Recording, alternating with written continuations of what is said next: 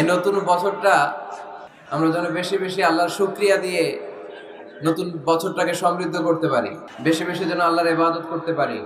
নতুন বছরে আমরা শপথ নেই, আমরা যেন অন্তরে হিংসা লালন না করি, বিদ্বেষ লালন না করি, আমরা নিজেরা যেন কাদা ছোড়াছুরি না করি, আমরা যেন মিলেমিশে একসাথে একাকার হয়ে যাই।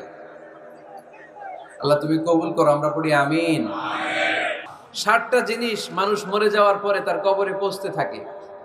ইন্না মিম্মা ইয়ালহাকুল মুমিন মিন হাসানাতিহি বা'দা মাউতিহি, মানুষ মরে যাওয়ার পরেও যে 60টা জিনিস তার কবরে পৌঁছায় তার মধ্যে একটা হচ্ছে মসজিদান বানাহু, সে যে মসজিদ বানিয়ে গিয়েছে ওই মসজিদের সওয়াব। সুবহানাল্লাহ পড়ে।